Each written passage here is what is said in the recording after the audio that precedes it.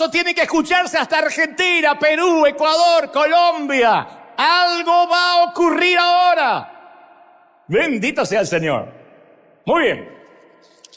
A todos los que nos están viendo, no solo aquí, sino en otras partes del mundo, le damos la calurosa bienvenida, le decimos bienvenido a casa, bienvenido a River, al avivamiento de la calle Broadway, donde viene la gente rota, a este hospital del alma, de donde sea que te estés conectando, gracias por estar ahí. Y yo quiero que me prestes mucha atención hoy, porque hoy es un día para sincerarnos, es un día para ser brutalmente honestos, que no es lo mismo que ser honestamente brutos, ¿no? Brutalmente honestos, porque si no me dicen que nos dijo bruto, no, brutalmente honestos, descarnadamente sinceros. Y yo necesito hacer un trato hoy. Primero, contar con tu honestidad intelectual, tu honestidad anímica, espiritual, y que abras tu corazón. No te voy a pedir que me digas nada, pero que oigas este mensaje con el corazón abierto. Por eso hablo de honestidad intelectual, de abrir la mente para decir, sí, yo estoy dispuesto a que Dios me hable, sea lo que sea que me tenga que hablar. Y yo prometo por mi parte, esta es la otra parte del trato, porque un trato siempre es bilateral, prometo abrir mi corazón, contarte una de las tantas batallas que me ha tocado librar por muchas décadas, y creo que es la primera vez que lo voy a contar, pero lo cuento de modo que te aliente, que sientas que no estás solo, aquí en el mundo donde estés mirándome, no estás solo en esto que estás viviendo. Dicho esto, paso a transmitirte lo que creo que Dios me dijo que te dijera. Voy a hacer el torpe intento de transmitirte tal cual, sin omitir ni agregar una palabra a lo que creo es la revelación de Dios para este día. Yo estoy convencido que una cosa es sentirnos amados por Dios cuando nuestra vida está en orden y sentimos que nuestra vida le agrada al Señor. Entonces, la autoaceptación es relativamente fácil. Uno sabe que está intentando agradar al Señor, que tiene una vida medianamente en santidad. Digo medianamente porque hasta donde nos alcanza la mente no hemos metido la pata y ahí nos sentimos amados. Incluso hasta nos agradamos a nosotros mismos durante esas temporadas de la vida. Cuando uno está fuerte y está bien arriba y está viviendo una temporada linda con el Señor, de oración, de llenura, que está leyendo la Biblia más que nunca, uno es como que siente que está al control de todo, al timón de su propia vida, y se cristaliza una sensación de seguridad, de tranquilidad, de paz. Pero ¿qué sucede cuando la vida se torna difícil, como lo es? ¿Qué sucede cuando empezamos a tropezar? Cuando pecamos, cuando fracasamos, cuando nuestros sueños se rompen, cuando nuestra espiritualidad se desmorona por alguna razón y ya no estamos orando como antes, no estamos buscando a Dios como antes. ¿Qué ocurre cuando nos encontramos cara a cara con nuestra propia condición humana y no nos gusta lo que estamos viendo? No nos gusta esta temporada espiritual que estamos teniendo. Pregúntale a cualquier persona cristiana que acaba de pasar por una separación, por un despido, por un repentino accidente de auto. ¿Qué siente? Te divorciaste, por ejemplo. Mi pregunta siguiente es, ¿te sientes entero? Puedes que sientas alivio porque a lo mejor la pareja no funcionaba, por alguna razón indeclinable, el matrimonio estaba irremediablemente roto, pero eso no es lo importante hoy. La pregunta es, ¿cómo te sientes ahora ante Dios? ¿Tu sensación de seguridad quedó intacto o sientes como que hay cierta fragilidad? ¿Cómo queda tu sentido de autoestima después de un infortunio o después de algo que no estabas esperando? ¿Todavía te sientes como el hijo amado de Dios?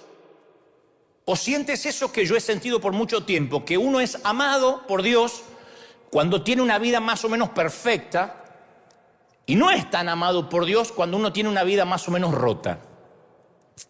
Hay temporadas que se nos olvida que nuestra caída, que nuestros errores no lo impiden a Dios que nos ame. hagamos lo que hagamos, no hará que Dios nos ame menos. No es una apología esto de pecado. No estoy diciendo, haz lo que quieras, lo que se te dé la regalada gana, y Dios no le importa. No, se entristece, pero no te deja de amar. Y ya sea que lo entendamos o no, Dios nos ama.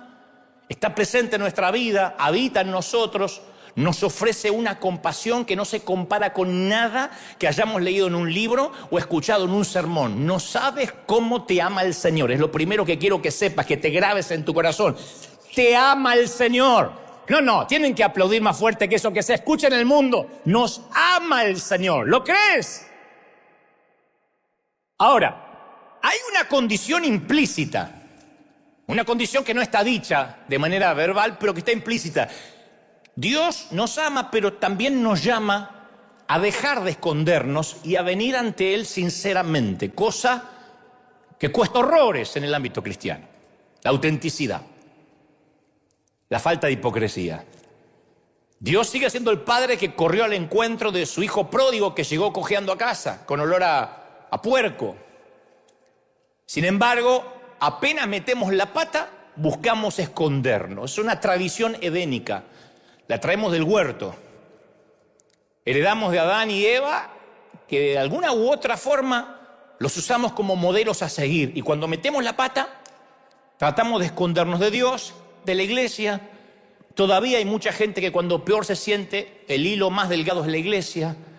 No voy más porque no me siento digno. ¿Cuándo fuiste digno? ¿Cuándo? Viniste a la iglesia porque tu santidad lo ameritaba. ¿Pero por qué nos escondemos? Porque no nos gusta lo que vemos en ciertas temporadas de nuestra vida. Entonces, ¿qué hacemos? Fabricamos un falso yo. Fabricamos un yo admirable, medianamente atractivo, espiritual, superficialmente feliz, porque la felicidad no es tal, es superficial, es playita. Escondemos lo que sabemos de nosotros mismos, o sea, todo lo que asumimos que es indignos, que nos hace indignos para ser amados por Dios. Y nos escondemos detrás de caras espirituales que nos ponemos para el consumo público, para que la gente nos vea de que todo está bien. Todos, de alguna forma u otra, fingimos. Si nos duele la panza, no se nos va a notar necesariamente, ¿no? Excepto el dolor de pies, que dice que se refleja siempre en la cara. Si los zapatos están apretados, los dicen tus ojos. No queda otro. Pero con el tiempo, esto es lo grave, con el tiempo olvidamos que estamos escondidos y eso todavía no es lo peor. Lo peor es que pensamos que esa cara espiritual que pusimos para simular, para el consumo público, es lo que realmente somos. Ese es el problema, porque Dios ama quien realmente somos, nos guste o no. Nos ama por encima del maquillaje. Y cuando Dios nos llama, como Adán, a salir de nuestro escondite, quiere que salgamos desnudos como estamos. No existe ninguna cantidad de maquillaje espiritual que pueda hacer que seamos más presentables ante Él. No hay forma de maquillarse ante Dios. Puedes engañarme, puedes timarme a mí, al resto de la gente, a tu cónyuge, a tus hijos. No puedes timar a Dios. Pero a veces estamos tan hartos de nuestra propia mediocridad. Esto es entendible, te entiendo porque yo he estado en esa estación de la vida muchas veces. Que estamos tan hartos de nuestra propia inconsistencia espiritual que pretendemos que ese fingimiento se mantenga aún delante de Dios. Y conozco a muchos cristianos que se encuentran derrotados por el arma psicológica más fuerte acaso que Satanás tiene. Ese arma tiene la eficacia de un misil nuclear, la baja autoestima. Hay de los ministros que tienen temor a predicar en contra de la baja autoestima porque dicen eso es nueva era, eso es empoderar a la gente, es humanismo. Pero yo creo que es un arma sigilosa del enemigo. La mayor arma psicológica de Satanás es una sensación visceral que viene de acá, de inferioridad, de insuficiencia, de no dar la talla, de baja estima. Y ese sentimiento pone grilletes en muchos cristianos, sin importar las experiencias espirituales que han tenido, lo mucho que conozcan la palabra de Dios. Hay muchos que, a pesar que entienden su posición como hijos de Dios, están atados a un terrible sentimiento de inferioridad. de culpa. Satanás es el gran acusador y te acusa. Te acusa hasta por tu tentación. ¿Cómo podés tener esos pensamientos? Alguien dijo alguna vez que si los pensamientos sexuales que tienen la mayoría serían expuestos en una pantalla, el mundo sería un caos. ¿Cómo puedes tener esa fantasía? ¿Cómo puedes pensar eso de otra persona? Y esas cadenas es el malestar dominante que paraliza a los cristianos y asfixia el crecimiento. No maduramos, porque la culpa no nos deja madurar. Y algunas personas cuando son criticadas o rechazadas piensan, bueno, ahí está, lo dijo. Esto demuestra que soy un fraude. Esto que me dijo demuestra que realmente no sirvo. Y le damos mente a aquellas cosas que nos dicen que tienen que ver a veces con una crítica despiadada, pero que la creemos. Y ahí empieza el autorrechazo, que es el mayor enemigo de la vida espiritual. Porque el autorrechazo contradice la voz sagrada, divina de Dios que nos llama amados. Por eso te empecé diciendo, te ama el Señor. Pero cuando uno está autorrechazado, no puede sentirse amado. Mira, cuando yo tenía 5 años, he contado muchas veces el episodio, el impostor o el falso yo que me armé nació como una defensa contra la tristeza y la soledad. A los 5 años uno no es tan maquiavélico como para decir voy a ser hipócrita, voy a simular en la iglesia. 5 añitos. Pero yo me inventé un falso yo para sobrevivir a la soledad, al no sentirme amado. El impostor dentro mío me susurró, Dante, nunca más seas tú mismo porque a nadie le gusta como eres. A nadie le gusta cómo hablas. A nadie le gusta ni tu físico, ni tu manera de ser, ni nadie está feliz porque naciste. Acuérdense que yo una vez le dije a mi mamá a los 4 años y medio, mami, ustedes me quisieron tener. No, querido, fuiste un susto, después te explico.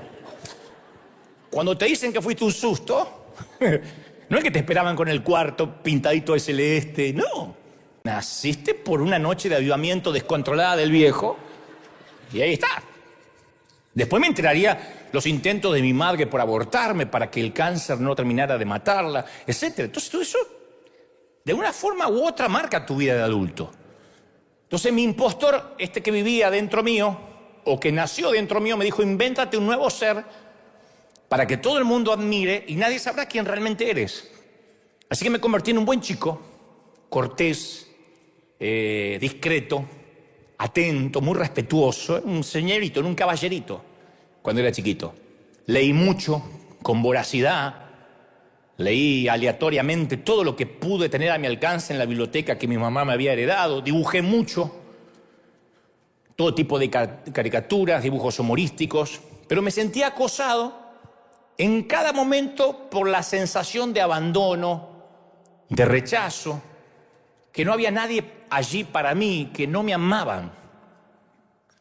Y aprendí que dibujando, siempre que dibujaba, ni una tía, un pariente o en el colegio dibujando, me daba cierto reconocimiento y la aprobación que yo siempre buscaba con desesperación. Entonces me daban un papel y yo empezaba a dibujar. En cualquier reunión familiar, en noches de Navidad, de Nochebuena, Navidad, en el colegio, yo dibujaba para ganarme la aprobación de los profesores y empecé a dibujar relativamente bien. Pero orbitaba en una zona sin ningún sentimiento profundo para mantener la vergüenza y el rechazo a una distancia segura. Y me construí un búnker de acero, un blindaje emocional. Un blindaje que cubrió mis emociones y también me negó el acceso a las emociones. Porque cuando uno se blinda, después de un desengaño amoroso, por ejemplo, después que te rompen el corazón, dice, nunca más confío en nadie. Bueno, te blinda para que no te vuelvan a dañar. Pero tampoco puedes volver a amar. No puedes dar. Entonces, cuando me blindé, el impostor que presentaba yo de manera pública era seguro. Yo parecía un niño que no necesitaba afecto, que no necesitaba cariño. Y ese gran divorcio entre mi cabeza y mi corazón perduró a lo largo de mis primeros años de ministerio, cuando ya me hice un hombre adulto. Ese divorcio permaneció. Separé, hice una dicotomía de la cabeza y el corazón. Mi corazón necesitaba algo, pero mi cabeza se convenció de que no lo necesitaba, que no necesitaba yo el cariño. Sí, lo necesitaba desesperadamente. Y durante 20 años proclamé el amor incondicional de Dios en todos los continentes, porque fui un predicador precoz, joven, pero yo no lo sentía en mi corazón. Durante todos esos años de ministerio, 2 décadas, nunca me sentí amado por Dios. Y yo prediqué el amor de Dios, le decía a la gente, ¿cómo te ama el Señor? Y veía que la gente se quebraba y yo por dentro decía, mira si Dios me amara así también. Pero me convencía que si se lo decía a otros, por lo menos algo estaba haciendo. Me las arreglé para ocultar esa falencia, para ocultar esa necesidad. Pero la palabra dice que todo lo que los cristianos mantenemos oculto, seguimos viviendo en una mentira que nos termina dañando. El apóstol Pablo dijo en Efesios capítulo 5, versículo 12, las cosas que se hacen en secreto son aquellas que avergüenzan a las personas aún al mencionarlas. Pero cualquier cosa que es expuesta por la luz es iluminada, y lo que es iluminado se convierte en luz. Lo que mantenemos en la oscuridad, al iluminarlo, se convierte en luz. O sea que Dios no solo perdona nuestros hechos vergonzosos, sino que incluso nos promete que va a convertir lo que a nosotros nos parece oscuro, lo peor de nosotros, en luz. Pero en un vano intento, a veces por borrar nuestro pasado, privamos a los demás del don de sanidad que podemos impartir. Porque este es el tema. Si uno oculta las heridas, si uno se vuelve hipócrita, un cristiano hipócrita, como hay tantos, que ocultamos las heridas por miedo, por vergüenza, por esnobismo, porque se estila, por el status quo, nuestra oscuridad interior no puede ser ni iluminada por el Señor, ni nos convertimos en luz para los demás. No podemos ser de bendición para nadie. ¿Cómo vamos a ayudar a un divorciado si ocultamos el divorcio? ¿Cómo vamos a ayudar a una mamá que abortó si tenemos terror de contar que algún día abortamos? Al ocultar las heridas no podemos iluminar a nadie. Una vez yo te conté de una famosa obra teatral inglesa de un solo acto que se llama El ángel que agitaba las aguas, que está basada en Juan 5:1. Es una obra teatral magnífica que dramatiza el poder del estanque de Betesda para sanar cada vez que el ángel agitaba las aguas. Y en esta historia teatral, una versión libre, una licencia que se da el autor, aparece un médico. Un médico que siempre se acerca al estanque con la esperanza de ser el primero en arrojarse cuando las aguas se muevan, porque él quiere ser sanado de su melancolía. Es un hombre melancólico, es un hombre abúlico, triste. Tiene una tristeza que arrastra y él dice, yo sé que si me meto en las aguas, esto en la obra teatral, ¿no? En la versión libre del autor. Si me meto en las aguas voy a sanar mi melancolía. Y el ángel en la historia finalmente aparece y detiene al médico justo cuando está listo para entrar, porque finalmente él va a ser el primero. Y el ángel dice, retrocede, doc, tú no. Y él dice, ¿por qué si me toca? Retrocede, doctor, tú no. Dialogan un poco y el ángel le termina diciendo, mira, sin tus heridas, doctor, ¿dónde estaría tu poder y tu autoridad para sanar a otros? Es tu tristeza, es tu melancolía lo que te da autoridad, lo que hace que tu voz penetre en lo profundo del corazón de los hombres y las mujeres. Pero si eres sano, eres perfecto, no vas a poder ayudar a nadie. Los mismos ángeles no pueden alegrar a los niños tristes de la tierra, como lo puede hacer un ser humano quebrado por los avatares de la vida como eres tú. Y ahí agrega una frase magnífica y le dice, en el servicio del amor solamente los soldados heridos pueden servir. En el servicio del amor solamente los soldados heridos pueden servir. Fíjate cómo cambiaría este mensaje si yo me pongo en la posición impoluta de que a mí no me pasa nada, como muchos otros predicadores. A ti que tienes problemas en la niñez, a ti que tienes un falso yo, a ti que tienes doble vida, yo no la tengo, pero tú la tienes. Automáticamente levantas una defensa y dices, no, este tipo me quiere enseñar a vivir. Pues yo te estoy diciendo que eso lo viví, que de ahí vengo, tiene un doble valor, el valor de la empatía. Yo te conté que Alcohólicos Anónimos es la asociación que más funciona, que se niegan a institucionalizarse. Es una institución que funciona dentro de las aulas, dentro de los templos, de las iglesias, pero nunca vas a ver un edificio como tal, porque ellos creen que solo un herido puede sanar a otro herido. No serviría que tengan un pastor a cargo, un obispo. Tiene que ser un ex alcohólico ayudando a otro ex alcohólico o a otro alcohólico a ser sobrio. Ese ex alcohólico que ayuda sabe que no puede bajar la guardia porque puede ser alcohólico en cualquier momento otra vez. No hay un momento que dice yo ya nunca más voy a caer en el alcohol y por eso ayudo a otros. Es un herido sanando otro herido. El que estuvo en el alcohol y tiene un problema con esa adicción, tuvo su vida al descubierto, de modo que llevó su vida al borde de la destrucción por el alcoholismo. Y cuando estas personas resurgen, que van contando los días que no toman, llevo 30 días limpios, llevo 1 año y medio limpio, sin consumir. Cuando esta gente resurge del infierno, de la adicción, tiene una comprensión, una sensibilidad, una empatía para ayudar a otros compañeros alcohólicos, ¿no? Porque ellos mismos tienen que estar luchando. Eso es lo que percibe la gente cuando un predicador te dice, yo también vivo lo mismo que vos. Yo no llegué a un nivel que no necesito orar, que no tengo tentaciones, y ustedes, humildes mortales, escuchen ovejerío de Dios. Yo siempre digo, y algunos colegas me dicen, no te muestres vulnerable, eso no le hace bien a la gente. Le digo, no, al contrario. Los que salieron del alcohol, o están saliendo, están peleando al lado de las drogas, no se permiten olvidar su vulnerabilidad. El que está firme, mire que no caiga. Entonces uno no se puede olvidar que estamos rotos. Las heridas son reconocidas, aceptadas, mantenidas a la vista. Y esas heridas son utilizadas para iluminar sus propias vidas mientras traen sanidad a los otros. Tus heridas traen sanidad a los otros. Cuando sales de algo donde literalmente sentías que tu vida se iba a pique, puedes decirle a otro que cree que su vida se está yendo a pique, no bajes los brazos, no te entregues. Yo pasé lo mismo y salí. ¿Cómo saliste? Te voy a contar. ¿Y ya saliste para siempre? No, pero todos los días la estoy peleando. Entonces es un cordón de 3 dobleces, 2 personas que están peleando por lo mismo. Este es un eco del clamor de Pablo en 2 de Corintios 12:9, que dice, por lo tanto, gustosamente haré más bien alarde de mis debilidades, para que permanezca sobre mí el poder de Cristo. ¿Cuánto hace que no escuchas a alguien hacer alarde de las debilidades?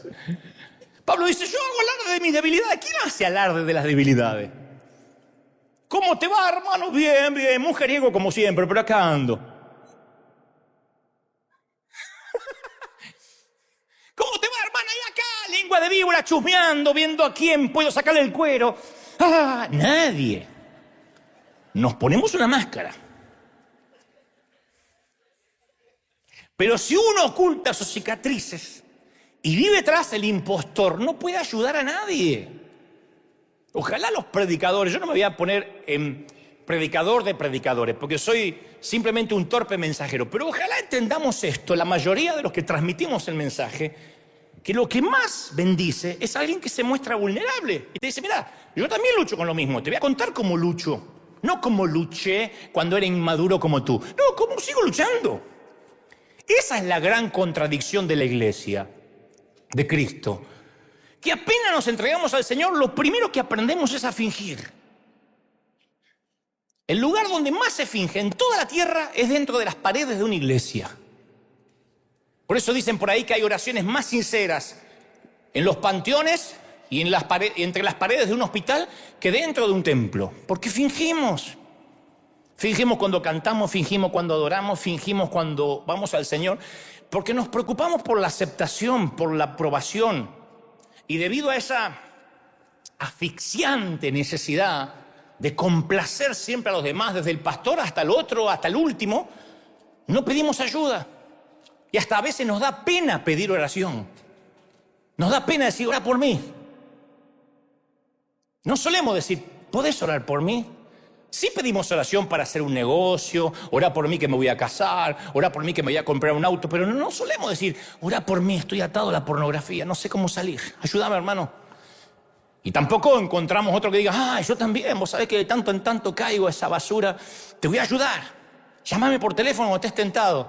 No, ponemos una máscara, el otro pone una máscara y vivimos hipócritamente. Es el miedo a no estar a la altura de las expectativas de los demás, al parecer santo, más espiritual de lo que somos. Entonces es una locura, porque si esto es un hospital y la gente enferma finge estar sana, pierde el sentido el ser médico y pierde el sentido ser enfermo. ¿Y cuándo nace ese falso yo? Generalmente en la infancia o en la adolescencia. Cuando no nos sentimos amados, cuando nos sentimos rechazados. No hay que ser huérfano para esto, ¿eh? Pues yo no lo fui. Sin embargo, yo no me sentía amado por razones que no vienen al caso. Pero entonces, para lograr aceptación y para lograr amor, el falso yo suprime u oculta los sentimientos de modo que hace que la honestidad emocional, la honestidad espiritual sea imposible, o sea, nula. Nunca más mostramos los sentimientos. Vivir a partir del falso yo nos crea un deseo compulsivo de presentar una imagen perfecta al público. ¿Cómo estás? Bien. Y estamos sufriendo para que todo el mundo nos admire y nos conozca como somos y tenemos el mejor matrimonio y los hijos nuestros son los más estudiosos y hasta nuestra suegra es santa. Mirá lo que te digo, ¿a dónde llega el fingimiento? Entonces la vida del impostor necesita experiencias externas para proporcionar una fuente personal de significado. El impostor no es quien es lo que hace. El impostor toma identidad de lo que hace, no de quién es. Eso es lo peligroso. Toma identidad de lo que hace, no de lo que es. Son aquellos que si no están sirviendo a Dios, perciben que ya no tienen valía, que ya no valen para Dios, que Dios ya no los ama. Es que yo no puedo estar sin hacer nada, porque sienten que si no hacen, no tienen valor. Son las personas que tienen que anteponer a su nombre la palabra doctor, pastor, apóstol, porque si su estima no está relacionada con lo que hace, él no le alcanza con lo que es. Entonces el falso yo trata de encontrar su identidad haciendo para el Señor en lugar de estando con el Señor. Son la gente que cuando vino la pandemia se le desmoronó el mundo. Les agarró un terremoto emocional. Es que yo iba a la iglesia todos los días y servía en las células y era ujier y ahora tenés que orar en tu casa. No puedo. Se sintieron que Dios los dejó de amar porque su identidad estaba asignada por lo que hacía. Y la mayoría nos dejamos engañar por esa mentira. Que Dios se complace con nosotros cuando hacemos algo por Él, cuando diezmamos, cuando nos congregamos, cuando oramos, cuando cantamos. Por muchos años yo escondí mi verdadero yo, el verdadero Dante, detrás del desempeño de mi ministerio. Imagínate, yo empecé a los 19 años, un pibito, un chamaquito, todavía soy chamaquito, pero ahí era más. Y se te vuelan los pájaros. Porque yo construí una identidad a través de la tele, a través de libros, una agenda repleta de invitaciones. Tenía 23 años y tenía viajes por todo el mundo. Me pagaban para ir a todo el mundo a predicar. Mirá este muchachito que Dios usa. Y yo llegué a la conclusión que si el mundo cristiano pensaba bien de mí, entonces no había nada malo en mí. Como que de alguna forma les cerraba la jeta a mis viejos, diciendo, mirá el hijo que tuvieron, no me valoraron, no me amaron. Y mirá cómo ahora el mundo me está invitando. Mirá cómo gente me escucha hablar. Tengo 23 años y estoy predicando en un estadio. Entonces, cuanto más invertía mi tanque emocional en mi éxito ministerial, más real se volvía el impostor. Y eso nos impulsa a darle importancia a cosas que no tienen importancia y nos va apartando de lo que es real. Entonces empezaba el año y yo tenía enero, febrero, marzo y abril ya llenos de invitaciones, sentía que Dios me amaba y estaba todo bien. Si las invitaciones se detenían por alguna cosa, decía, Dios quitó su favor. Yo tomaba identidad de lo que hacía. Me están mirando diciendo, a mí me parece lo mismo. Sí, es así. Uno toma identidad de lo que hace. Porque el falso yo nos hace vivir en un mundo de engaño. No está mal servir a Dios, está mal asignarse identidad con eso. Porque cuando uno se asigna identidad de lo que hace, no pasa a nivel ministerial, pasa a nivel familia. Hay mamás que en lugar de disfrutar ser mamá, toman identidad de los hijos. Su vida es, yo nací para tener hijos, para criarlos, para estar pendiente. Eso es lo único. Después me quiero morir. Cuando críe el último me quiero morir. No, ¿por qué te quieres morir? Pero hay damas que toman identidad de ser mamá. Y cuando el último hijo emigra y vuela a su propio vuelo, son esas abuelas insoportables que te mandan 72 mensajitos al día. Acuérdense de mamá, acuérdense, estoy sola, me estoy muriendo, papá no me habla, porque tomaron identidad de los hijos. Que acá no pasa, pero yo sé que en otras partes del mundo sí. O tomar identidad de tu cónyuge. Es espantoso. Porque ya tu cónyuge parte, o el matrimonio se disuelve, y tomabas identidad prestada, eras una luna, brillabas con una luz que no era tuya. Entonces no podemos reconocer, cuando uno vive de una luz prestada, no podemos reconocer el vacío que hay en nosotros. Por el contrario, como servimos a Dios y estamos metidos en un montón de cosas, ignoramos ese vacío, barnizamos la verdad y distorsionamos la realidad. Y esto me trae a la mente las palabras del apóstol Juan, que dijo: si afirmamos que no tenemos pecado, en 1 de Juan 1:8, si afirmamos, no, yo no tengo pecado, nos engañamos a nosotros mismos y no tenemos la verdad. ¿Y qué es lo que te va a hacer libre? La verdad. Pero si uno dice, no, yo no soy así. Si uno afirma que no tiene pecado, seguimos en la oscuridad. Entonces yo me acuerdo que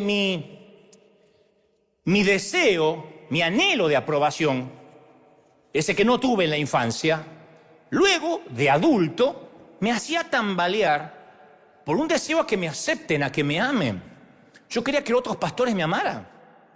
Hoy me río de eso, hoy no me quiere casi ninguno. En ese entonces yo deseaba que me aceptaran.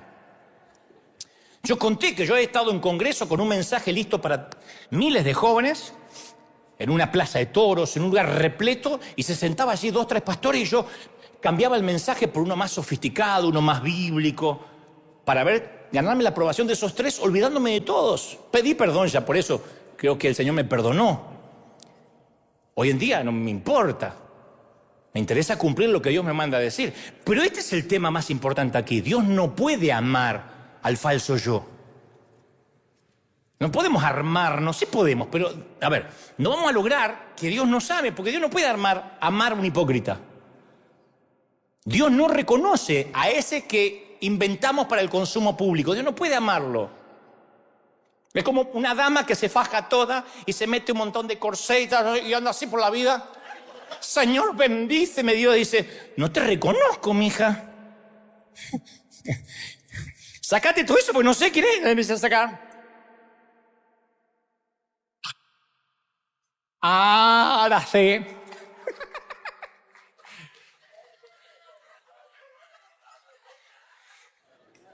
Y ser desconocido por Dios, esa es la verdadera tragedia, señores. Ser desconocido por Dios es la verdadera tragedia. Cuando uno elige una vida de apariencia, nos alejamos de Dios. Cuando uno quiere aparentar, vas a ganarte el beneplácito de muchos, pero el rechazo de Dios. Porque solo puede haber 2 amores básicos. El amor de Dios hasta olvidarse de uno mismo, o el amor de mí mismo hasta olvidarme de Dios. Si me empiezo a amar a mí y a cuidarme a mí, me voy a olvidar de Dios. Y si amo a Dios, me voy a olvidar de mí. Y la triste ironía es que el impostor no puede experimentar intimidad en ninguna relación. No hay peor cosa que estar casado o casada con un impostor, con una persona falsa, que nunca lo terminas de conocer. Ahora, si eso es trágico para una pareja, imagínate lo que es para Dios. Cuando somos incapaces de tener intimidad con nosotros mismos, también somos insensibles a las necesidades de los demás. Por eso tantos en las iglesias no pueden amar a nadie. Publicamos la foto de lo que hacemos en el mundo y hay un montón de gente que no sepa tomar la izquierda lo que se pone a la derecha. ¿Por qué está mostrando? No es que él está haciendo y no lo está mostrando y quiere que hagas lo mismo. No, no quieres que muestre porque él no hace y porque él no siente compasión. ¿Por qué no siente compasión? Porque vive en hipocresía. El que vive en hipocresía no siente empatía por nadie. Ahora, ¿por qué nos conformamos a veces con vivir una vida tan limitada? Bueno, en primer lugar, yo tengo mi teoría. En primer lugar, porque los recuerdos reprimidos de la infancia sentaron un patrón que siguen estando ocultos ahí, cuidadosamente ocultos. Son patrones de la infancia.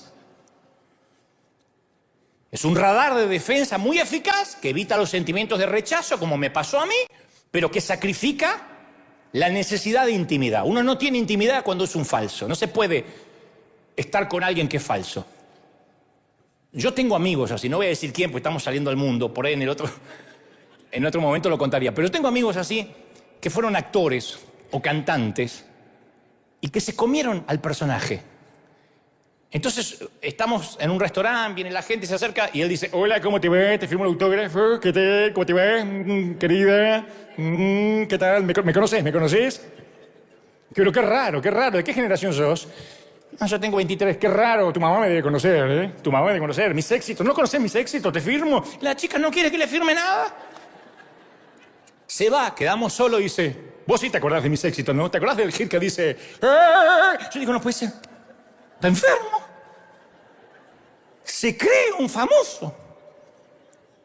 Yo digo que hasta Messi en su momento tiene que dejar de ser Messi.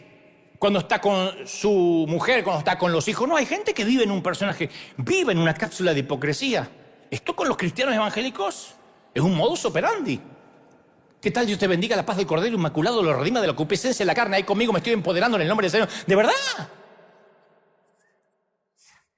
Van así en la carnicería, carnicero, en el nombre del Señor, denme un poco de nalga. ¿Es así? No.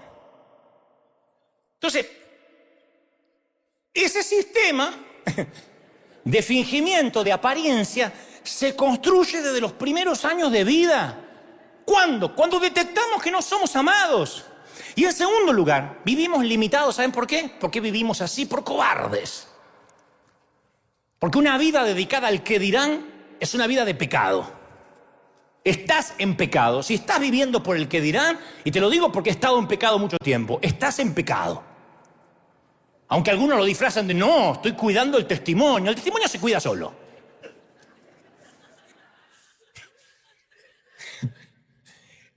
No hay que cuidar el testimonio se cuida solo. Hay que cuidar el testimonio. Hay que poner el testimonio en Instagram para que vean que todo está feliz, porque hay que cuidar el testimonio. El testimonio se queda solo. Si uno vive bien, el testimonio habla a los gritos. Y si uno vive mal, no hay filtros de Instagram o TikTok que te pueda hacer mejor de lo que eres. Entonces yo he pecado deliberadamente.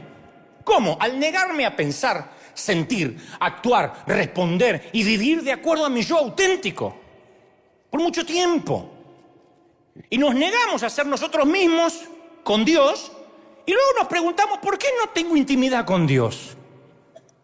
Siempre que oramos, siempre que vamos a orar, ¿saben lo que debería ser la oración? Una necesidad de satisfacer nuestro corazón, de estar con Él. No es meramente ir a pedir cosas.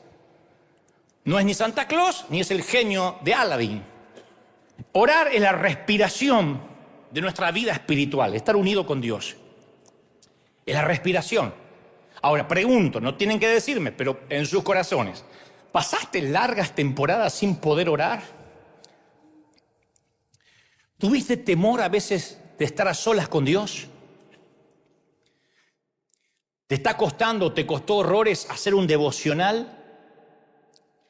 ¿Te es más fácil irte a dormir con una maratón de Netflix antes que arrodillarte a los pies de la cama y que tus últimas palabras sean dirigidas a Él? Porque cuando uno lo calma más, el juego del calamar,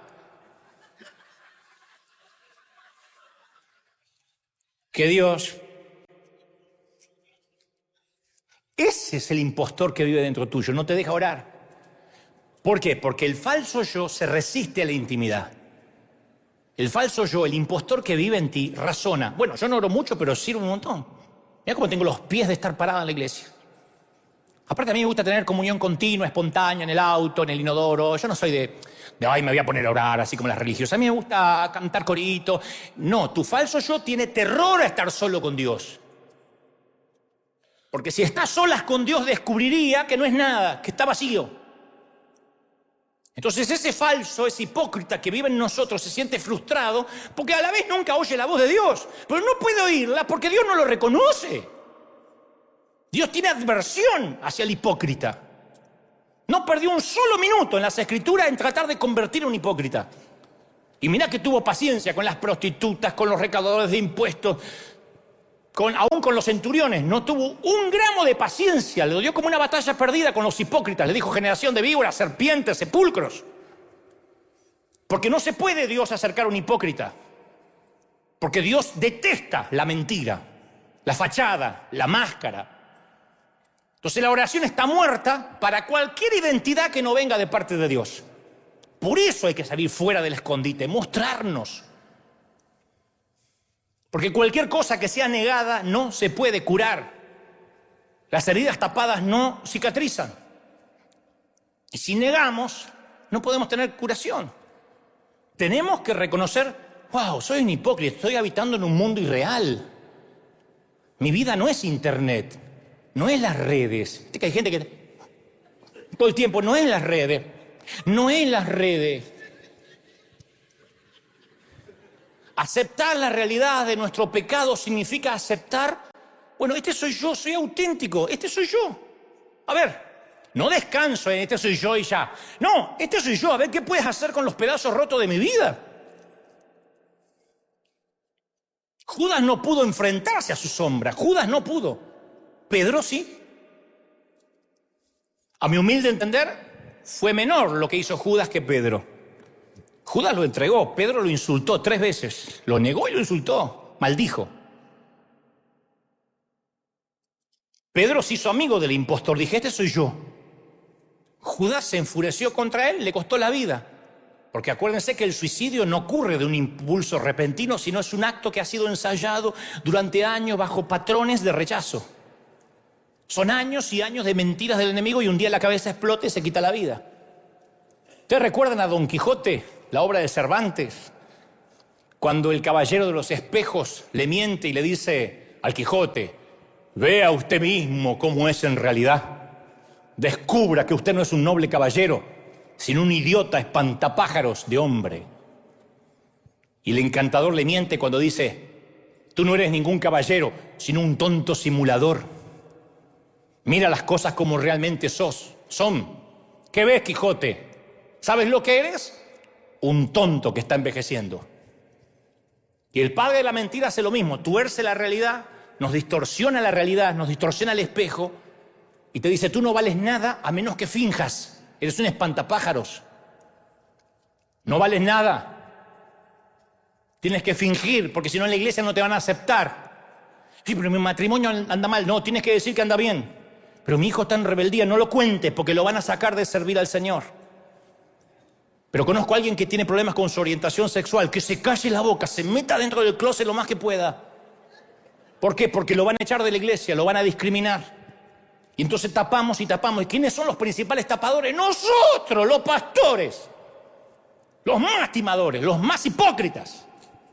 Los que nos paramos acá como diciendo, yo vengo de estar toda la noche orando. Y traigo una revelación fresca. Me está bajando ahora el mail. Nosotros sugerimos eso y la gente lo alimenta. Mira, yo me acuerdo cómo Dios me sanó del síndrome del impostor. Bueno, estoy en recuperación, ¿no? Pero cómo fue la primera sanidad. Fue durante el año 2008, en unas largas caminatas por la noche, cuando vivíamos en Florida. Yo me sentía que no tenía valor. Había salido de la Argentina, que era donde me conocían mucho, y ahora era una nota más en un gran pentagrama musical viviendo entre los gringos y los venezolanos en Weston, Florida, Miami. Y yo no estaba haciendo nada para ganarme, creía yo, la aprobación de Dios. No estaba haciendo nada para ganarme su afecto, su favor, su amor. Y una noche estaba lloviendo y el Señor me dijo mientras que yo iba caminando, tú eres mi amado. No me lo olvido más, por eso siempre se lo repito a la gente. Tú eres mi amado. Defínete radicalmente a ti mismo como el amado de Dios. Cuando te pregunten quién eres, aquel a quien Dios ama. Porque mi amor por ti, Dante, constituye quién eres. Deja que eso se convierta en lo más importante de tu vida. Te amo. Sí, pero no me estás usando. Shh, te amo. Pero no me estás jetón. Te amo. Bueno, lo de jetón creo que no lo dijo, pero yo lo percibí. Entonces la base de mi patrimonio personal no son mis bienes, no son mis talentos, no es la estima de los demás, no es mi reputación, no son los aplausos, no son las críticas despiadadas. yo me quedé anclado en Dios, en cuya presencia cada vez que voy estoy desnudo, que me vuelve a decir, cómo te amo, tú eres mi hijo amado, Dante, te amo, te voy a dar el amor que no te dieron tus padres, que no te dio la iglesia. ¿Lo crees? ¿Cuántos quieren ese Dios? Díganme amén. Yo pensé que Dios había perdido su interés en mí. Un año en que y eso que salía a predicar, pero yo me sentía que durante la semana no hacía nada. Y Él me habló a través de Isaías 49:15, me dijo, ¿puede una madre olvidar a su niño de pecho y dejar de amar al hijo que dio a luz? Aunque ella se olvidara, yo nunca te voy a olvidar, jamás. Yo te di a luz, yo te parí. ¿Tú lo crees? Y ahí yo sentí que el impostor se desvaneció y yo entré en contacto con mi verdadero yo, con mi verdadero ser, con mi Dante auténtico. No me gustó lo que vi, pero mi anhelo de reconocimiento desapareció. O empezó a desaparecer, no digo fue así, pero empezó a desaparecer. Porque solía suceder que nunca me sentía seguro conmigo mismo, a menos que estuviera desempeñándome a la perfección. Si yo predicaba bien, por ejemplo, en un congreso y me iba detrás y decía, tremendo como Dios te usó. ¿En serio? Sí, en un momento cuando hiciste así la gente se cayó. ¿Así? ¿Cómo así? ¡Oh! Sí, no, tremendo. Entonces yo me iba a casa sabiendo que me comía el mundo. Yo era Justin Bieber. La Kardashian. Yo sentía que, aleluya, y, no, tremendo. Y entonces trataba de salir rápido de la zona privada para meterme entre la gente, para ver que la gente me alimentara el ego. Pero no es que diga, ay, qué orgulloso. No, yo luchaba con todo lo contrario. Yo me sentía una cucaracha. Entonces yo iba entre la gente, hermano, ¡ay, no! ¿Lo viste? Había un ángel detrás de él. Y yo estaba, ¡oh! Y me acariciaba el ego. Me quedaba un rato en el estacionamiento a ver si me quedó alguien por decir algo que me quería decir. Pero así todo, cuando uno vive de los aplausos, llega una crítica y te liquida. Venía alguien y decía, la verdad es que te veo poco espiritual, ¿eh? La prédica la estás repitiendo mucho, ¿no tenés otra? ¿Eh? Y esa palabra me liquidaba. Vamos a comer, Dante. No, me voy al hotel, estoy cansado, me voy al hotel. Me quería tirar en el hotel, taparme con la manta, me sentí una porquería. Yo dependía de un ganso que por ahí ni escuchó, como los que opinan en las redes. Sos un falso profeta. Y se va a mirar porno. Entonces, uno le cree. Mi deseo de ser perfecto había trascendido mi deseo por Dios. Entonces, traumatizado, tiranizado por esa mentalidad, interpreté la debilidad como mediocridad y falta de espiritualidad. Me sentía seguro con Dios solo cuando yo me veía noble, usado, sin cicatrices, sin miedo, ganador.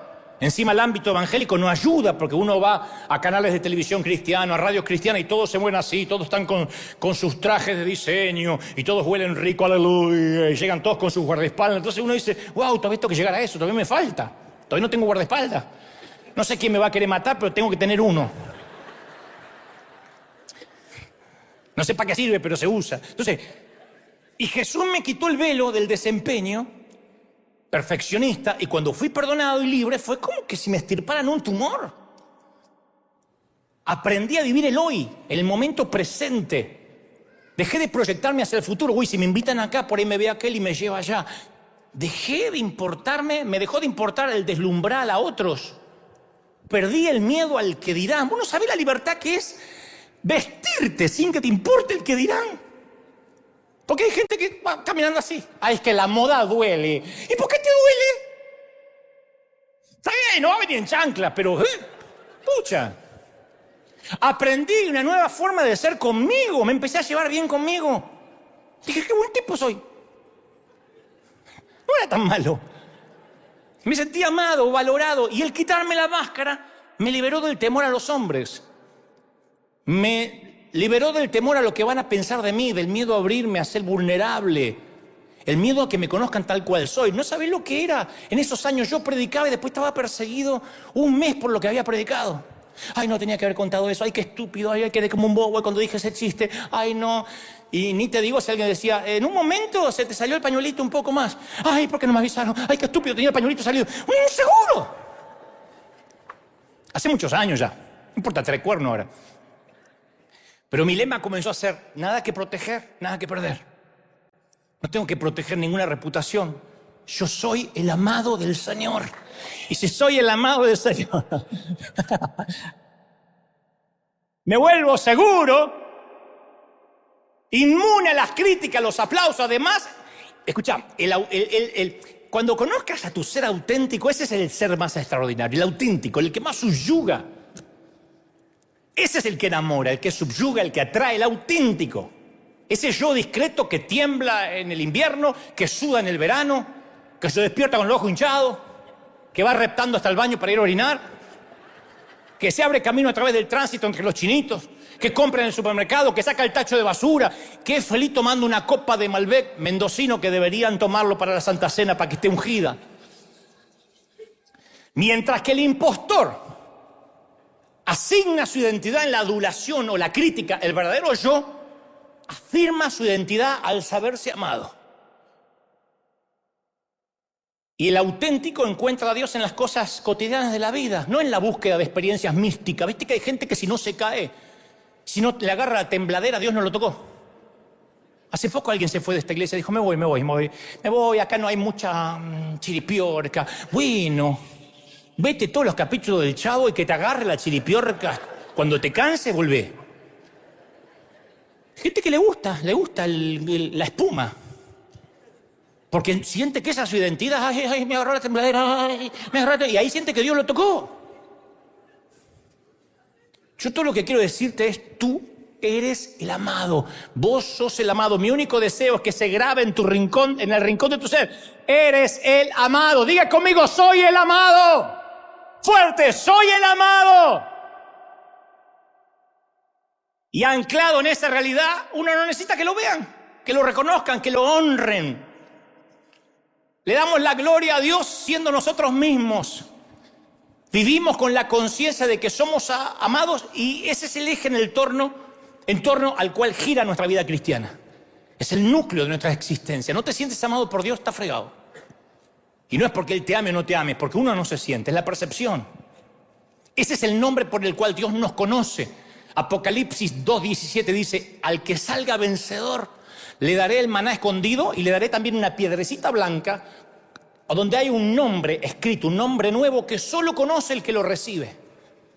Entonces, si tengo que buscar una identidad fuera de mí mismo, me va a seducir la necesidad que me honren. Uy, fui hasta la iglesia y no me dijeron pastor. Uy, se olvidaron de decir que yo escribí varios libros, y cuando me presenten digan conmigo que la iglesia tiene tantos miles. O puedo encontrar, en su defecto, mi centro de gravedad en las relaciones interpersonales. Como decía recién, que nos halague la gente. Y a veces en la iglesia tenemos la culpa de halagar a la gente, halagar a los demás. Ay, usted es tan ungido. Ay, el siervo. Ay, usted es el líder. Y cuando pertenecer a un grupo de élite eclipsa el amor de Dios, o cuando extraigo significado de cualquier fuente que no sea el saberme amado, estoy espiritualmente muerto. Cuando Dios es relegado al segundo lugar detrás de cualquier baratija, habremos cambiado la perla de gran precio por vidrio barato pintado. ¿De qué me sirven que me diga pastor, doctor, apóstol, si voy a llorar bajo la manta de que no me siento amado? Por eso recuerdo lo que el Señor me dijo bajo una lluvia una vez en Florida. Puedes oírme, Dante, te amo. Siempre te amé. Y he estado esperando que hagas silencio para decírtelo. Pero estabas tan ocupado, flaco, tratando de demostrarte a ti mismo y de demostrarme a mí que mereces ser amado, que no me podías escuchar. Porque yo sabía que continuamente decepcionaba a Dios. Una parte de mí que me avergonzaba. Entonces yo huía de mis debilidades, negaba quién era yo y me concentraba en lo que quería hacer, en el modelo terminado. Pero no fue hasta que abracé mis partes rotas que recién ahí pude identificarme con las partes rotas de los demás. Mi rol era identificarme con el dolor de los demás, no tratar de aconsejarlos o que cambien de vida necesariamente. Ministrar es compartir, no dominar. Es comprender, no teologizar. Es cuidar, no controlar. todo caso, cuido las ovejas, no las controlo. Y yo solo sé que en ciertas temporadas todos hacemos un ajuste en nuestras vidas. Ese fue uno de los momentos para mí. Si miras mi vida en un mapa, difícilmente en el 2008 veas algún cambio profundo, pero sí hay un ligero cambio de dirección. Pero yo te puedo decir que se siente muy diferente ahora. No tengo que maquillarme para hablar con Dios. ¿No sabes lo que es eso? No tengo que maquillarme para hablar con Dios. Porque aparte Él conoce mis pensamientos, mi corazón. A veces le digo, ¿viste, Señor? El Señor dice, Pero siempre nuestras charlas terminan, haga lo que haga, Dante, eres amado. Y por alguna extraña razón, eso es más que suficiente para mí. Me dio identidad. Menos mal que eso lo aprendí antes que las redes sociales estuvieran en auge. En una noche lluviosa, una vasija de arcilla con pies de barro se puso de pie al saberse amado. Claro, yo pretendía ser un gigante espiritual, pero me di cuenta que era un hombre común que se encontró con Dios, el Dios de la gente común. El Dios que toma los pelagatos destartalados y los eleva hasta sentarlos con príncipes, con reyes. Ese Dios que nos amó tanto que dio a su Hijo unigénito para que nadie se pierda, pero la retórica religiosa nos hizo olvidar que Él nos amó tanto. Nos olvidamos que nos ama. Entonces yo quiero que hoy te definas como alguien, que digas mi identidad, a partir de ahora soy la amada de Dios. Ese es mi yo, lo otro es ilusión, soy la amada de Dios. Tú no eres tu apellido ni el apellido de tu esposo. Tú no eres lo que haces, ni lo que antepone a tu nombre, ni lo que figura en la firma de tu email. A mí me fascina leer Juan 13:23 porque dice, y uno de sus discípulos, el cual Jesús amaba, estaba recostado en el pecho de Jesús. Juan deja caer su cabeza en el corazón de Dios. Imagínate tu cabeza en el pecho de quien acomodó el cosmos, el que metió los océanos en su cauce y niveló las montañas. No, eso no puede ser un hecho histórico. ¿Por qué la Biblia dice que él se acostaba sobre el pecho? Porque quería Juan que comprendamos la profundidad de relación que podríamos tener con Dios. Dios le permite a un joven judío de 20 y tantos años que descanse en su pecho y que escuche los latidos de su corazón. Se le impregnó el perfume a Juan. ¿Alguien vio a un Jesús más tierno que esa escena? Vení. Y es evidente que para acostarse sobre su pecho no estaba intimidado por Jesús, no tenía miedo de maestro. No era un místico encapuchado o una cara espectral con un manto que fluye. Juan estaba afectado por la santidad de este hombre y no era como yo, que antes de erradicar mi falso yo veía a Dios como esos dioses griegos que cuando lo dejas de agradar, ¡fua!, te fulmina con su espada. No, cuando Juan se inclina sobre el pecho de Jesús y escucha los latidos del corazón del maestro, llega a conocerlo mucho más allá de un conocimiento cognitivo. Porque hay una diferencia enorme entre saber acerca de alguien y conocerlo. Porque yo puedo saber todo de ti. Cualquiera puede saber todo de mí y de ti. Nombre, lugar de nacimiento, familia de origen, formación educativa, hábitos, apariencia. Pero eso no dice nada de ti. Tu banco sabe eso. El IRS sabe eso. ¿En serio? Y creo que sí. Tu ginecólogo, tu urólogo, el gobierno sabe eso de nosotros, pero eso no significa que nos conocen. Y Juan experimenta a Jesús como el Dios de amor. Y al llegar a conocer quién es Dios, Juan descubre quién es Él, el discípulo al cual Jesús amaba. Años después, el evangelista escribiría, en el amor no hay temor, porque el amor perfecto echa fuera el miedo. Y el que tiene miedo al castigo es porque no se perfeccionó en el amor. Cuando tenés miedo que Dios te va a castigar es porque no lo amás, no te perfeccionaste en sentir los latidos de su corazón. Juan no tenía una doctrina heredada, sino un mensaje nacido en su experiencia. Él declaró, Dios es amor. En 1 de Juan 4:16, Dios es amor. No dijo Dios tiene amor, Dios es. Si encuentro a Cristo, me encuentro a mí. Y si me encuentro a mi verdadero yo, sigo con Él. Juan no creía que Jesús era lo importante. Juan creía que Jesús era lo único, no lo más importante. Él era el discípulo al que Jesús amaba. ¿Tú lo crees de verdad, sí o no? Y escuchá, unos 60 años después de la resurrección del apóstol, como un viejo minero que encuentra todavía pepitas de oro, Juan rememora algunos episodios de los 3 años que vivió con él. Hizo una referencia puntual a aquella noche cuando todo cobró sentido para él y afirmó su identidad. Dijo, Juan 21:20, al volverse, Pedro vio que lo seguía el discípulo al que Jesús amaba, el mismo que en la cena se había recostado sobre Jesús. ¿Te imaginas que estamos cenando? No me voy a comparar con Jesús, pero estamos cenando nosotros. Me decís, Dante, ¿me puedo acostar acá? Acá. Un ratito, a sentir el corazón. Dale. Y se acuesta acá el gordo. Y yo quedo así. Pero si le preguntaran a Juan en ese entonces, ¿y usted qué hace? En la iglesia, ¿qué hace? ¿A qué se dedica? Él no diría, yo soy apóstol, yo soy un escritor de los evangelios. Él diría, yo soy aquel al que Jesús ama. Y hay que mirar a Dios bajo el prisma de los valores juánicos, o sea, a través de los ojos de Juan. Lo único que nos trae identidad no es la denominación, la doctrina, venir a River, sino todo se reduce a la pregunta, ¿me amas? Solamente el amor de Cristo te va a dar dignidad. Antes de que viniera la autoridad sobre Pedro, 3 veces le preguntó, Jesús, ¿me amas? Si la autoridad es dada, debe estar basada en el amor de Jesús. Si no, no tienes autoridad ni para predicar, ni para servir.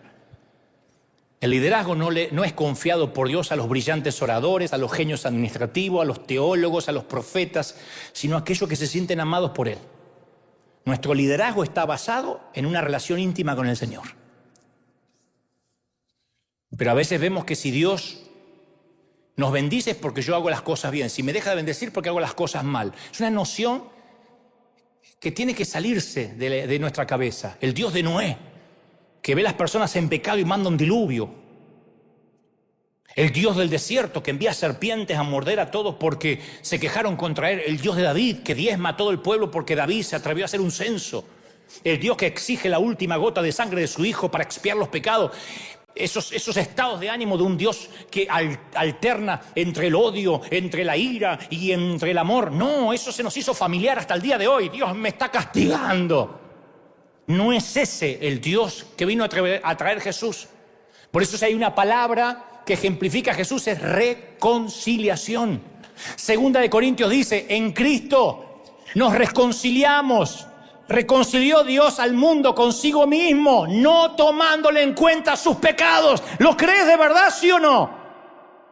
Dios reconcilió, Colosenses 1:20, todas las cosas en el cielo, en la tierra, haciendo la paz por medio de su muerte en la cruz. ¿Cuántos quieren reconciliarse con el Señor? Nada te puede separar del amor de Cristo. Dile nada, nada, di fuerte nada. Ni la falta de conciencia, ni la falta de pasión, ni los juicios negativos, ni la imagen degradada que tenga de ti mismo, ni la suegra, ni el futuro incierto, ni las luchas de poder en la iglesia, ni los falsos profetas, ni el miedo, ni la culpa, ni la vergüenza, ni el odio hacia ti mismo. Nada te va a separar del amor de Dios. Nada te va a separar. Pongo mi verdadero yo. Te ama el Señor. Te ama el Señor. ¿Cuántos dicen amén? Te ama el Señor. ¡Aleluya! Si no hacemos eso, ya termino. Nunca dejamos la carga del pecado, solamente cambiamos la maleta de mano. Pensamos, no puedo decir que pequé porque si lo digo me van a dar con un caño y tengo que abrirme con alguien que me ama. No puedo admitir que estoy equivocado. Y en el fondo uno no se siente aceptado y reprime la culpabilidad, finge que todo está bien. Yo me harté de ser hipócrita. Cuando digo legalista en recuperación es porque me harté de ser un legalista. Yo juzgaba a los demás por mi propia hipocresía. Si yo finjo, tú finges. Y a propósito, hace unas semanas yo te conté que suelo hablar mucho solo. No que te loco. Pero hace más de una década tuve una charla con mi falso yo. La última gran charla, la última plática con mi falso Dante. Le dije, buenas noches, impostor. Quiero decirle, porque yo lo trato de usted. Quiero decirle que cuando yo era un niñito y descubrí que no había nadie ahí para mí, usted intervino y me mostró cómo y dónde esconderme. Porque mis padres hacían los que podían, no los culpo, pero no me sentía amado. Entonces, en ese momento de mi vida, impostor, usted fue invaluable para mí. Porque sin su intervención yo me habría paralizado por el miedo. Y usted tuvo un papel crucial en mi vida. que fue mi protector durante mi desarrollo. Cuando tenía 5 años, me enseñó cómo ocultarme. Me iba al galpón de la carpintería de mi papá, donde estaban todas las herramientas, y pasaba horas y horas allí, cada eterno y solitario verano. Me pasaba allí encerrado, creía que nadie podía encontrarme. Me sentía seguro y de alguna manera funcionaba. Mi mente se enfocaba en pensamientos felices, echaba a volar mi imaginación y a dibujar, y me escapaba del mundo real. Así que, impostor, hemos construido juntos en aquel galpón un mundo en el cual podíamos estar seguros. Pero en el proceso de crecer, usted me siguió enseñando a ocultar mi verdadero yo. Y se puso en marcha un proceso de ocultamiento, de hipocresía, de apariencia. Y me di cuenta que usted es un mentiroso. Porque usted me dijo: Dante, si persistes en ser tú mismo, tus padres te dejarán de amar, los pocos amigos que tienes se largarán. Así que, Dante, tapa tus sentimientos, oculta tus recuerdos, para que puedas encajar en el mundo cristiano. Y así comencé un elaborado juego de simulación y engaño, y debido a que funcionó, en los primeros años no tuve objeción. Nunca lo enfrenté, impostor, porque usted me engañó. Y ahora me doy cuenta que usted, falso yo, es egoísta, artero. Usted necesita atención.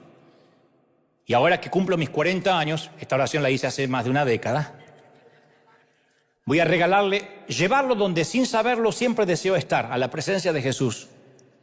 Así que sus días de berrinche y babosadas se terminaron. En la presencia de Jesús me doy cuenta de que usted ya, apenas lo llevo ahí, ya comienza a menguar. Claro, no morirá definitivamente, a veces querrá resucitar.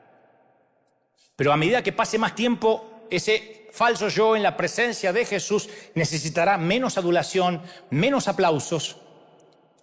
Y en su presencia se va a deleitar de lo que significa vivir por gracia y no por propio comportamiento ni doctrina. Y a partir de esa charla, en la que me despedí oficialmente de mi impostor, comencé a contagiarme del corazón de Jesús. Nunca había tenido comunión con el Señor hasta hace una década. Y miren que sirvo hace 30 y tantos. Ocurrió orgánicamente. Hay una anécdota que cuenta un chico granjero que su única habilidad era encontrar burros perdidos. Y cuando le preguntaba: ¿cómo los encuentras?, decía: me pregunto dónde iría yo si fuera un idiota, y ahí lo encuentro. Bueno, llevando esta frase a una dirección positiva, al recostarme sobre el pecho de Jesús y a escuchar los latidos de su corazón, me suelo preguntar a dónde yo iría si fuera Él. Y nunca me equivoco. Y a partir de escuchar su corazón, nunca más me quedé callado ante los fariseos. Todavía no les digo víbora, serpiente, sepulcro, hipócrita, pero ahí voy, estoy aprendiendo. Mi corazón empezó a latir por los verdaderos perdidos, por los rotos, los que necesitan médico. Aprendí a sembrar, a ser más generoso. Le perdí el miedo a sacarme fotos con los parias, con los líderes que pecaron, con los inconversos.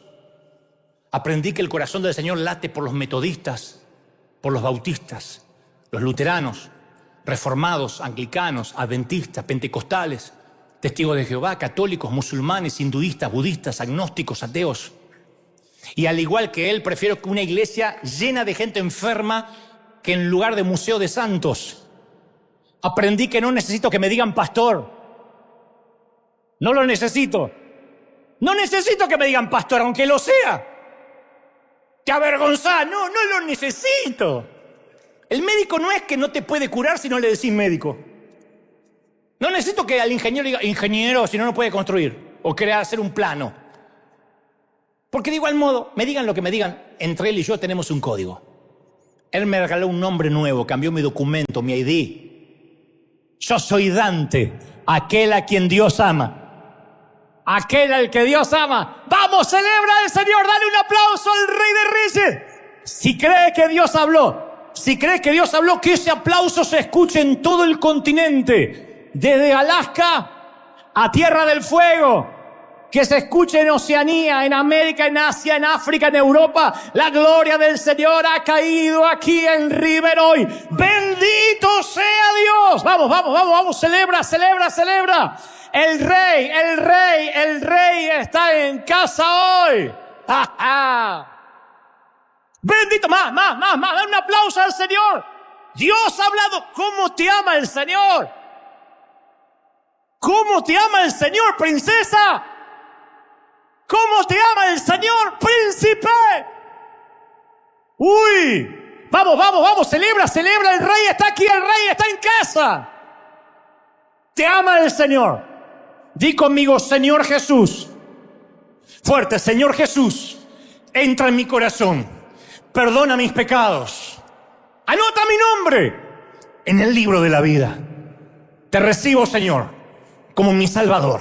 Y ahora quiero orar por todos. Levanten las manos, ya nos vamos. Pero quiero orar por todos, por acá y los que están en televisión, los que miran en internet, los que están conectados en diferentes dispositivos. Te ama el Señor. Yo estoy orando para que una revelación del amor de Dios venga sobre tu casa, sobre tus cosas, sobre tu familia. Para los que toda la vida lucharon con rechazo, para que hoy el hipócrita quede aquí en el altar, quede aquí adelante, para que hoy el hipócrita, como una maleta pesada, como un tumor que se extirpa, desaparezca para siempre. Todo síndrome, todo espíritu de impostor se va ahora. Vamos, comiencen a clamar, comiencen a orar, digan: Señor, yo estoy siendo sano, yo estoy siendo libre, yo estoy siendo próspero, yo estoy recibiendo cosas que ojo no vio, ni oído yo, ni han subido a corazón de hombre. Estoy recibiendo ahora más. Reciban. Bendito sea el Señor. La gloria del Señor está aquí hoy. La gloria del Espíritu está aquí hoy. Yo oro por niños, jóvenes, ancianos y adultos. Estoy orando por los hermanos católicos. Estoy orando por los protestantes. Estoy orando por los ateos, por los queridos judíos. Los judíos que son agnósticos, los judíos que son mesiánicos, los que son tradicionales. Yo oro para que la gloria de Dios sea revelada ahora. Estoy ahora soltando sobre los jóvenes. Escuchen, los jóvenes, los que han crecido conmigo. Estoy hablándole a esa generación que cuando tenía 17, 16 fue a un superclásico alguna vez en Argentina o en otra parte del mundo. A esos que hoy son adultos, papis, algunos son abuelos, a los que crecieron conmigo. Quiero regalarte, así como un día oré para que la unción de multitudes venga sobre ti, yo estoy orando para que la misma unción que ha reposado sobre mí estos años, la unción para los medios de comunicación, la unción para llegar al inconverso, la unción para quitar el qué dirán del pueblo evangélico. Es el peor público que vas a tener, porque van a querer apedrearte cuando salgas de lo tradicional, cuando le empieces a creer a Dios, cuando digas hay más vida afuera, cuando vayas por los perdidos, los fariseos te van a atacar. Pero yo estoy orando ahora para que esa unción venga sobre los jóvenes, sobre los adultos, sobre los ministros, para que solo te importe que eres el amado, que eres la amada, que a partir de ahora eres auténtico. Eres lo que eres, no finges. Se acabó la apariencia. Y estoy orando por River.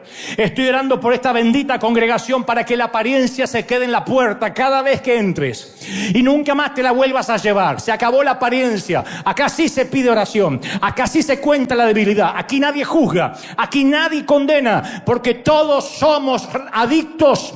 Todos somos gente en reparación. Todos somos legalistas que estamos recuperados y llevamos algunos días, semanas, meses o años limpios, pero estamos como alcohólicos anónimos, luchando, peleando día a día. No te entregues, no bajes los brazos, no te rindas. Los que están luchando con tentaciones, con pecado, los que luchan con cosas horribles, te salva, te sana, te libera el Señor en el cuerpo, en el alma y en el espíritu. Amén, amén y amén. Dale un aplauso al Señor. Que Dios te bendiga, te guarde, haga resplandecer su rostro sobre ti, firme como talón de oso. Dios te bendiga hasta el domingo que viene.